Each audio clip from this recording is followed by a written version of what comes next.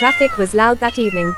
Cars moved fast, engines growling, horns echoing through the air. People were busy. No one was really looking around. Near the railway tracks, hidden behind trees and old metal fences, something terrible had just happened. A teenage boy stood near the tracks, holding a rough rope in his hands. In front of him was a white mother cat. She was gentle, calm, and completely helpless.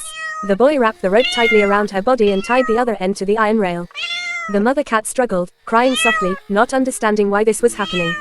The boy looked around once, then turned and walked away, leaving her there alone. The mother cat tried to move, but the rope was too tight. Every small movement hurt. Her eyes filled with fear. She cried louder now, her voice shaking. The empty railway area answered her with silence. Not far away, hidden in bushes, a tiny white kitten watched everything. The kitten was very small, almost palm-sized. Her body trembled as she saw her mother trapped. She wanted to run to her, but fear froze her legs. Then the sound came, a distant train horn, low, but real. The mother cat heard it too. Her breathing became fast. She pulled against the rope again, but it wouldn't move. Tears rolled from her eyes and fell onto the dusty ground. The kitten looked at her mother. Then she looked toward the road. Something changed inside her. She was small. She was scared, but she understood one thing clearly. If she stayed, her mother would die. The kitten turned and ran. She ran across gravel, her tiny paws slipping. She ran past weeds and broken stones. Every second mattered. The train horn sounded again, a little louder this time. The kitten reached the main road. Cars were rushing past fast. The ground shook under their weight. The kitten stood at the edge of the road, heart racing. She took a deep breath and stepped forward. A car was coming. The driver barely saw a flash of white before the kitten jumped. She landed on the hood of the car, claws gripping the metal. The driver slammed the brakes. Tires screeched loudly. Cars behind honked in anger. The car stopped. The driver's heart was pounding. He opened the door quickly and stepped out. "What are you doing?" he whispered, shocked. The kitten jumped down from the hood. She didn't run away. She looked straight at him. Then she cried. Not a soft meow, not a playful sound. It was loud, broken, desperate. She cried again and again, looking at him, then turning her head toward the railway side. The man felt something twist in his chest. The kitten ran a few steps away, then stopped and looked back. She waited. The man hesitated only a second. Then he followed. The kitten led him off the road, toward the quiet railway area. She ran fast, stopping only to make sure he was still behind her. The air felt heavy. The ground became rough and uneven. Then the man heard it. A train horn, loud, close. His steps quickened. They reached the tracks. And then he saw her. The white mother cat was tied tightly to the rail. Her body shook with fear. Her eyes were wet with tears.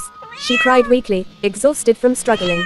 The kitten ran straight to her, rubbing against her face, crying loudly, as if saying, "I brought help. Please don't give up." The man's breath caught. "Oh my God," he whispered. The train horn blasted again, much closer now.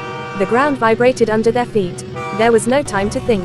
The man dropped to his knees and grabbed the rope. He pulled hard. Nothing. The knot was tight. His hands slipped. He pulled again, harder this time. The rope burned his palms. The mother cat cried louder. The kitten circled them both, panicking but not leaving. The train's lights appeared in the distance. The man's heart raced. He wrapped the rope around his hands and pulled with everything he had. Come on, he shouted. The rope stretched. The knot began to loosen. The train horn screamed. One last pull. The rope snapped free. The man grabbed the mother cat and pulled her off the track just as the train thundered past. Wind exploded around them. The noise was deafening. Dust and air rushed like a storm. Then, silence. The train was gone. The man fell back onto the ground, holding the shaking mother cat in his arms. His chest rose and fell fast. He was alive. She was alive.